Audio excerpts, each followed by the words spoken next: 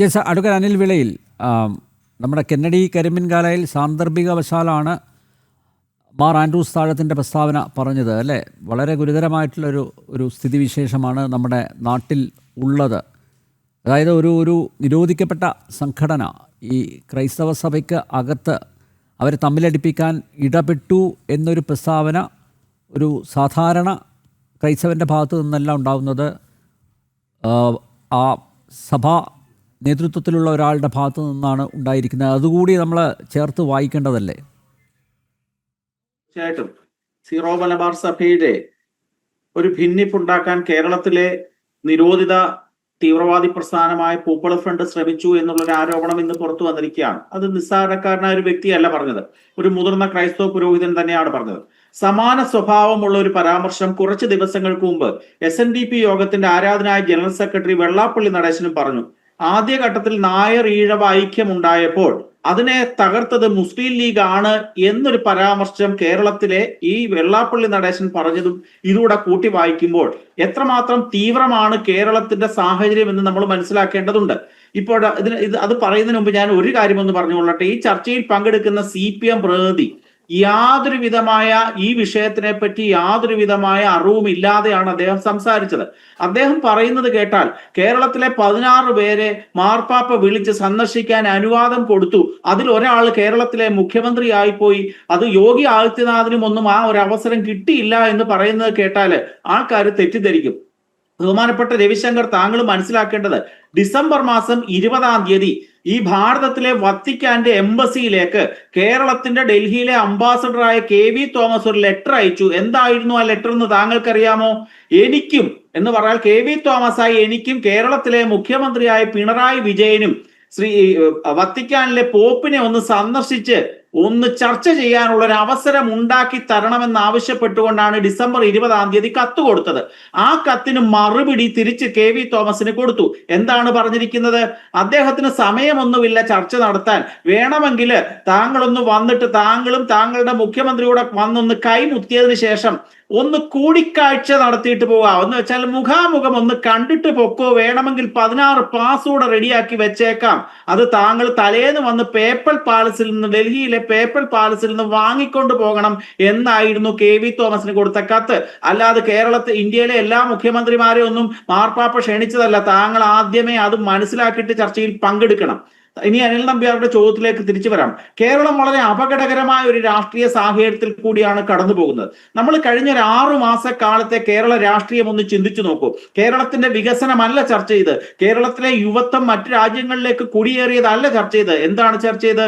കഴിഞ്ഞ ജൂൺ മാസം സ്കൂളുകൾ തുറന്ന സമയത്ത് ചില വിദ്യാലയങ്ങളിൽ മാതാപിതാ ഗുരുദേവ സങ്കല്പം അനുസരിച്ചുകൊണ്ട് ഈ ഗുരുവിന്റെ പാദങ്ങളിൽ ഒന്ന് നമസ്കരിച്ചു. അത്രമാത്രം ഒരു വളരെ സിമ്പിൾ ആയിട്ടുള്ള ഒരു ആരാധനാ സമ്പ്രദായം ചെയ്തപ്പോൾ അതിനെതിരെ കേരളത്തിൽ എത്ര ദിവസത്തെ ചർച്ചയായിരുന്നു? കേരളത്തിലെ SFI, ASF, youth Congress, KSU നേതൃത്വങ്ങളൊക്കെ തന്നെ ഭാരതീയ വിദ്യാനികേതന്റെ സ്കൂളുകൾ ആക്രമിക്കാനും മാർച്ച് ചെയ്യാനും തയ്യാറായി ദിവസങ്ങളോളം TV മാധ്യമങ്ങളിൽ ചർച്ചകൾ ചെയ്തു. അതിനുശേഷം കേരളത്തിലെ ഗവർണർ ഭാരതാംബയുടെ ഒരു ചിത്രം പ്രദർശിപ്പിച്ച് അതിനകത്തൊരു മാലയിട്ടൊരു ഫോട്ടോ ഇട്ടൊന്ന് പ്രാർത്ഥിക്കാൻ ശ്രമിച്ചപ്പോൾ, അല്ലെ പൂജിക്കാൻ ശ്രമിച്ചപ്പോൾ അതായി ചർച്ച. ഗവർണറെ തടയുന്നു, ആക്രമിക്കുന്നു, അദ്ദേഹം RSS അജണ്ട നടപ്പാക്കുന്നു എന്ന് പറഞ്ഞുകൊണ്ട് ചർച്ച ചെയ്തു. അതിനുശേഷം ഓണമായ സമയത്ത് ശാസ്താംകോട്ടയ്ക്ക് അടുത്തുള്ള ഒരു ക്ഷേത്രത്തില് ഓപ്പറേഷൻ സിന്ദൂർ എന്ന പേരിൽ ഒരു പൂക്കളമിട്ടു. വളരെ സ്വാഭാവികമായ ഒരു പൂക്കളമിട്ടു മുതുപിലാക്കാട് പാർത്ഥസാരഥി ക്ഷേത്രത്തില്. അതിനെതിരെ എത്രമാത്രം കോളിളക്കമാണ് നടന്നത്. അതിനുശേഷം കേരളത്തില് ഈ ഭാരതത്തിനെ വളരെ, ഈ നമ്മുടെ ഹൈന്ദവ വിശ്വാസങ്ങളെ വളരെ മ്ലേച്ഛമായ രീതിയിൽ ചിത്രീകരിക്കുന്ന ഒരു ലോട്ടറി ടിക്കറ്റ് ഇറക്കി. ഇവിടെ ആരും മിണ്ടിയില്ല, ആരും പ്രതികരിച്ചില്ല. ഹിന്ദുവിനെ അവഹേളിക്കുക എന്നുള്ളതാണ് കേരളത്തിലെ ഇടതുമുന്നണിയും വലതുമുന്നണിയും മാറി മാറി കൈക്കൊള്ളുന്ന രാഷ്ട്രീയപരമായ നയം. ഇതാരും കാണുന്നില്ല. മതമാണ് മതമാണ് മതമാണ് ഞങ്ങൾക്ക് വലുത് എന്ന് ഒരിടത്ത് നിന്ന് ഷാജി എന്ന് പറയുന്ന ലീഗിന്റെ നേതാവ് പ്രസംഗിക്കുന്നു. അതിന് സമാനമായ രീതിയിൽ അതിനെ ശരിവെച്ചുകൊണ്ട് ഇനിയും ഒരു കേരളത്തിൽ ഇടതുമുന്നണിയുടെ ഭരണം വരികയാണ് എന്നുണ്ടെങ്കിൽ കേരളത്തിലെ ആഭ്യന്തര വകുപ്പ് കൈകാര്യം ചെയ്യുന്നത് മാറാടിന് കാരണഭൂതരായ ജമാഅത്തെ ഇസ്ലാമിയുടെ തീവ്രവാദി സംഘടനകളായിരിക്കുമെന്ന് മുൻ മന്ത്രിയായിട്ടുള്ള CPM നേതാവായിട്ടുള്ള ബാലൻ പറഞ്ഞു. ബാലനെ തിരുത്താൻ മുഖ്യമന്ത്രി പോയി. കാരണം ഇസ്ലാമിക വിശ്വാസികളെ പ്രീതിപ്പെടുത്തുക എന്നുള്ള അദ്ദേഹത്തിന്റെ നയത്തിന്റെ ഭാഗമായിട്ടാണ് അത്തരത്തിലുള്ള ഒരു നിലപാട് കേരള മുഖ്യമന്ത്രി എടുത്തത്. ഹിന്ദുവിന് ഒരു ന്യായവും ഇതര മതക്കാർക്ക് മറ്റു ന്യായങ്ങളുമാണെന്നുള്ളതാണ് കേരള രാഷ്ട്രീയം കഴിഞ്ഞ കുറെ കാലമായി കാണുന്നത്. കാരണം ഹിന്ദു ഒരു സംഘടിത വോട്ട് ബാങ്ക് അല്ല എന്ന് ഇവർക്കറിയാം. ഹിന്ദുവിന്റെ വോട്ട് ഇവരുടെ കഷത്തിലിരിക്കുന്ന കുറച്ച് വോട്ടുകളുണ്ട്. കേരളത്തിലെ ഹിന്ദുവിന്റെ കുറച്ച് വോട്ടുകൾ ഫിക്സഡ് ഡിപ്പോസിറ്റ് ആയിട്ട് കഷത്തിൽ ഇരിപ്പുണ്ട്. ആ കഷത്തിലിരിക്കുന്ന കളയാതെ ഉത്തരത്തിലിരിക്കുന്ന ക്രൈസ്തവ സോഷ്യൽ എഞ്ചിനീയറിംഗ് വോട്ട് കൂടെ നേടണം. ഇസ്ലാമിക സോഷ്യൽ എഞ്ചിനീയറിംഗ് പൂർണ്ണ പരാജയപ്പെട്ട സാഹചര്യത്തിൽ ഇനി ക്രൈസ്തവ വിശ്വാസികളെ സംരക്ഷിക്കണം, അവരുടെ വോട്ട് നേടണം എന്നുള്ള ആത്യന്തികമായ ലക്ഷ്യമാണ്.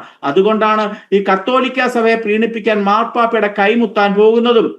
കേരളത്തിലെ ഒരു സഭയുടെ നോമിനിയാണ് നാളിതുവരെ പാർലമെന്ററി രംഗത്ത് യാതൊരു പരിചയവുമില്ലാതിരുന്ന ഒരു വെറും മാധ്യമ പ്രവർത്തക മാത്രമായിരുന്ന വീണ ജോർജിനെ ഓർത്തഡോക്സ് സഭ സ്പോൺസർ ചെയ്തുകൊണ്ടാണ് ആരോഗ്യമന്ത്രിയാക്കിയത്. കഴിവുകേടിന്റെ പര്യായപദമായ ആരോഗ്യമന്ത്രി എന്ന് ഒരു അവാർഡ് ലഭിച്ചിട്ടുള്ള അവരാണ്. ഞാൻ പറഞ്ഞ തുമ്പമൺ ഭദ്രാസനം സംഘടിപ്പിച്ച നസ്രാണി സംഗമത്തിന്റെ റാലി നയിച്ചുകൊണ്ട് മുൻനിരയിൽ നിന്നിരുന്ന വ്യക്തിയാണ് കേരളത്തിലെ ഈ വീണ ജോർജ് എന്ന് പറയുന്ന മന്ത്രി. അതുപോലെ എല്ലാ സഭകളെയും ഈ കൂട്ടിയോജിപ്പിക്കാൻ വേണ്ടിയുള്ള വളരെ വലിയൊരു സംവിധാനം CPM നടപ്പാക്കിയിട്ടുണ്ട്. കേരളത്തിലെ ഏറ്റവും വലിയ വർഗീയ പാർട്ടിയായിട്ട് CPM മാറിക്കഴിഞ്ഞിരിക്കുകയാണ്. ഞാനത് തന്നെയാണ് പറഞ്ഞത്. ഹിന്ദുവിന്റെ കാര്യം നോക്കാൻ, ഹിന്ദു സംഘടിപ്പിച്ച മഹാമാഘമേള ഒന്ന് തിരിഞ്ഞു നോക്കാൻ ഇവിടുത്തെ LDF-കാരനോ UDF-കാരനോ തയ്യാറായില്ല. അതിനെ തകർക്കാൻ, അത് ഇല്ലാതാക്കാൻ സ്റ്റോപ്പ് മെമ്മോ കൊടുക്കുകയും താൽക്കാലിക പാലത്തിന്റെ നിർമ്മാണ പ്രവർത്തനങ്ങൾ പോലും തടയാൻ ആജ്ഞാപിക്കുകയും ചെയ്ത ഒരു സാമൂഹ്യ സാഹചര്യമാണ് കേരളത്തിലുള്ളത്. കേരളത്തിലെ ഹിന്ദുവിനെ നേരിടുന്ന അപമാനങ്ങളാണ് ദിനം പ്രതി കേരളത്തിലെ ഹിന്ദുക്കൾ നേരിട്ടുകൊണ്ടിരിക്കുന്നത്. അതുകൊണ്ട് ബഹുമാനപ്പെട്ട CK രവിശങ്കർ പറഞ്ഞത് തനി വിഡിത്തമെന്ന് ഞാൻ വീണ്ടും പറയുന്നത്, അദ്ദേഹം ക്ഷമിക്കണം ആ വാക്ക് പറഞ്ഞത്. കാരണം ഇത് ഇങ്ങോട്ട് വന്ന് മാർപ്പാപ്പ 16 പേര് എന്നെ ഒന്ന് കാണാൻ വന്നോളൂ, ഞാൻ കൈ മുത്തിക്കോളാം എന്നൊന്നും പറഞ്ഞ് വിളിച്ചതല്ല. രവിശങ്കർ മനസ്സിലാക്കണം എന്താണ് ചെയ്തത്. ഈ കേരളത്തിലെ KV തോമസ് എന്ന് പറയുന്ന ഈ പൊതുഖജനാവിനെ കൊള്ളയടിക്കുന്ന ഈ KV തോമസ് എന്ന് പറയുന്ന കേരളത്തിന്റെ അംബാസഡർ ഡിസംബർ 20-ാം തീയതി കത്തെഴുതി, അങ്ങോട്ട് കത്തെഴുതി എനിക്ക് മുഖ്യനൂടെ വന്നൊന്ന് കാണണമെന്ന് പറഞ്ഞ് കത്തെഴുതിയതിന്റെ അടിസ്ഥാനത്തിലാണ് ഈ കൈമാറാൻ പോകുന്നത്. അല്ലാതെ ഒരു കാര്യം കേരളത്തിലെ മുഖ്യമന്ത്രി എന്താണ് വിദേശ നിക്ഷേപം കൊണ്ടുവരാനാണ്. ശരിയാണ്. വത്തിക്കാൻ എന്താണ് ഒരു ചെറിയ രാജ്യം കേരളത്തിലെ ഇൻഡസ്ട്രിയൽ എന്തെങ്കിലും ചെയ്യാൻ മതപരമായ അജണ്ട മാത്രമേ ഉള്ളൂ. വോട്ട്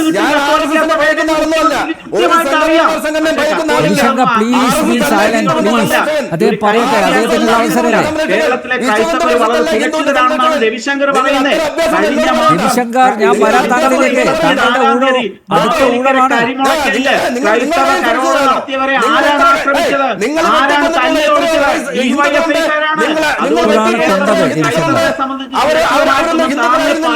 നിങ്ങൾ മാർക്സിസ്റ്റുകാരാണ്, CPM-കാരാണ് എന്ന് കരുതി എത്രയോ ഹിന്ദുക്കാരെ നിങ്ങൾ കൊലപ്പെടുത്തിയിട്ടുണ്ട്. അവർക്കൊന്നും ഹിന്ദുത്വമില്ലായിരുന്നു. കേരളം എന്ന് പറയുന്നത്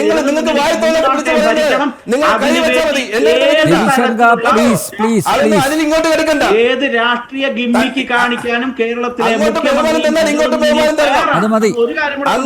അല്ല താങ്കള് വായത്തുന്ന വെട്ടിത്തരം അത് കൈവച്ചാ മതി.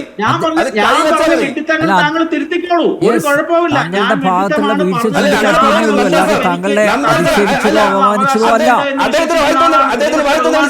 തന്നെയാണ് ഞാൻ പറഞ്ഞത്.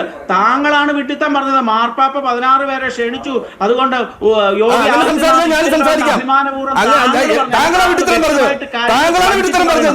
കേരളത്തിലെ ഞാൻ പറഞ്ഞില്ല മാർപ്പാപ്പ പിണറായി വിജയനെ ക്ഷണിച്ചുവെന്ന് ഞാൻ പറഞ്ഞില്ല. മാർപ്പാപ്പ പിണറായി വിജയനെ ക്ഷണിച്ചുവെന്ന് ഞാൻ പറഞ്ഞില്ല. പറയാതെ പറഞ്ഞു. മാത്രമാണ് തീരുമാനിച്ചത് എന്ന് മാത്രമേ ഞാൻ പറഞ്ഞിട്ടുള്ളൂ. ഞാൻ പറഞ്ഞില്ല.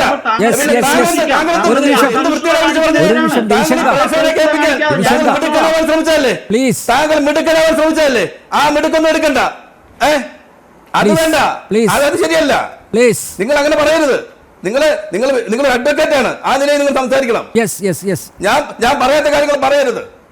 ഒരു നിമിഷം ശാന്തമാകും, ഒന്ന് അടങ്ങൂ പ്ലീസ്. ഞാനൊന്ന് പറഞ്ഞു വന്ന പൂർത്തിയാക്കട്ടെ. അതെ, പൂർത്തിയാക്കട്ടെ, കേരളത്തിൽ please. ഇപ്പൊ കേരളത്തിലെ മുഖ്യമന്ത്രി ജർമ്മനിയിൽ സന്ദർശിച്ച അവിടുത്തെ വ്യവസായികളൊക്കെ പറയുമ്പോ ഈ വിട്ടുത്തരവെന്നൊക്കെ ശ്രീ പറയുന്നത് രവിശങ്കർ ഇങ്ങനെ കുപിതനാവാതെ പ്ലീസ് ഒന്ന് അടങ്ങ്. കേരളത്തിലെ മുഖ്യമന്ത്രി ഫ്രാൻസിലോ ജർമ്മനിയിലോ സന്ദർശനം നടത്തി അവിടുത്തെ ഏതെങ്കിലും വാണിജ്യ വ്യാവസായിക പ്രമുഖരുമായി ചർച്ച നടത്തുകയാണെങ്കിൽ നമുക്ക് മനസ്സിലാക്കും അവരെ കൊണ്ട് കേരളത്തിലേക്ക് ഏതെങ്കിലും നിക്ഷേപം കൊണ്ടുവന്ന് കേരളത്തിലെ വ്യാവസായികമായിട്ടുള്ള അഭിവൃദ്ധി ഉണ്ടാക്കുക എന്നുള്ളതാണ് ചർച്ചയുടെ ലക്ഷ്യം. പക്ഷേ ഒരു കൊച്ചു രാജ്യമായ ഒരു എന്താണ് ഒരു ആണി ഉണ്ടാക്കുന്ന ഫാക്ടറി പോലും ഇല്ലാത്ത രാജ്യത്തിന്റെ കാണുന്നതിന്റെ രാഷ്ട്രീയം തന്നെയാണ്.